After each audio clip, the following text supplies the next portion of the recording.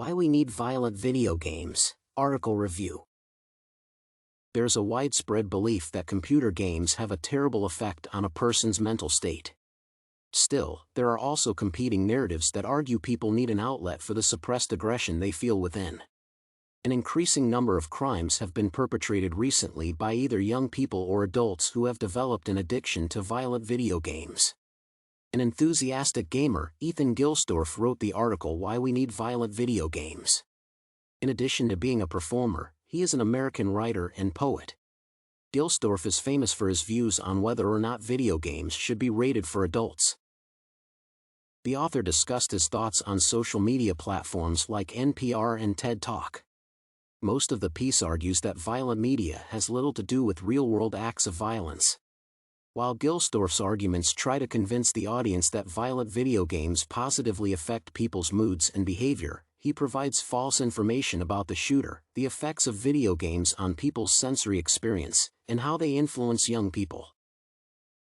Why We Need Violent Video Games article examines whether or not individuals benefit from playing violent video games. After the Newtown massacre, many people began to link video games with real-life mass shootings, as discussed in the article's first part. The government took an interest and held meetings with representatives from the video gaming business.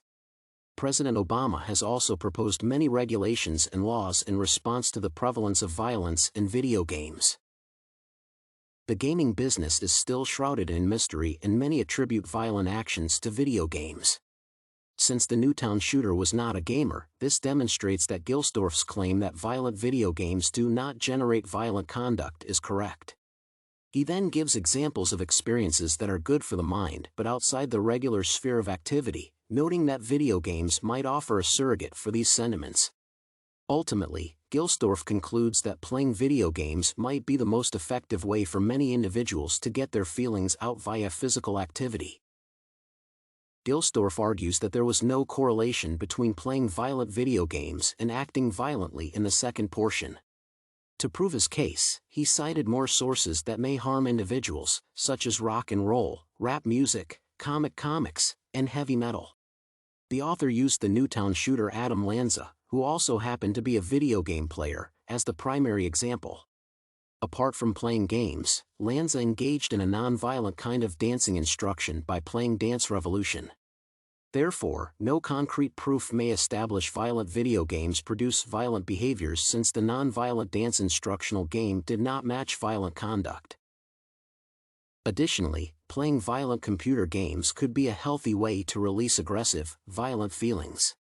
According to the author, playing video games allows for a fairly secure, interactive narrative in which players can take on the roles of good or bad characters. Violent video games can easily and securely provide the emotions our psyches require. People get thrilled about things like skydiving, hunting, and shooting guns, but we can't do those things all the time. But whenever we want, we can play video games and experience something similar. The author's claim that exposure to violent media does not encourage violent conduct is one with which I must respectfully disagree. Furthermore, I can disprove his theory for 3 reasons of my own. To begin with, in paragraph 6, it is said that he didn't match the profile of the usual first-person shooter aficionado. Rather than playing games with violence, he preferred ones like Dance Revolution. The FBI investigated the Newtown massacre, as I discovered in my reading.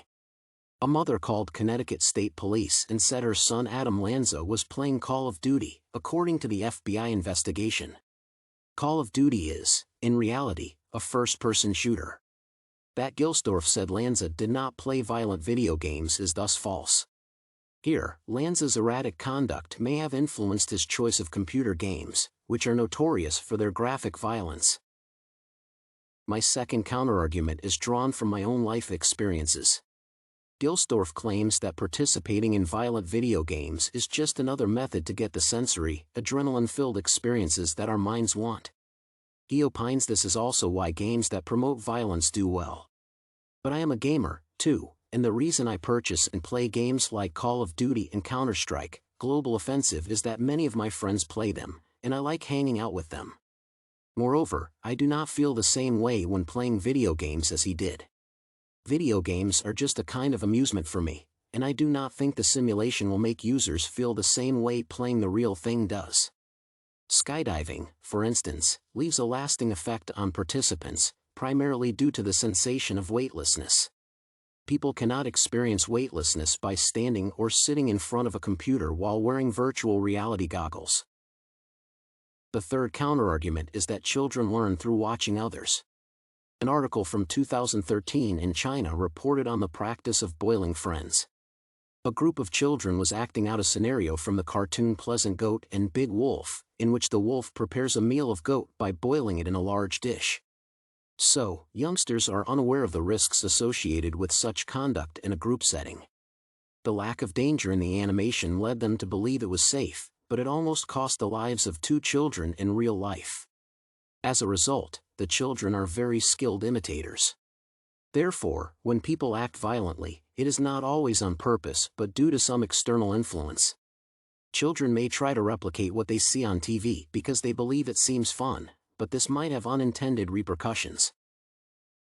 In summary, the article Why We Need Violent Video Games aims to convince the audience that violent video games may positively affect a person's mood and natural behavior by providing an outlet for pent-up emotions.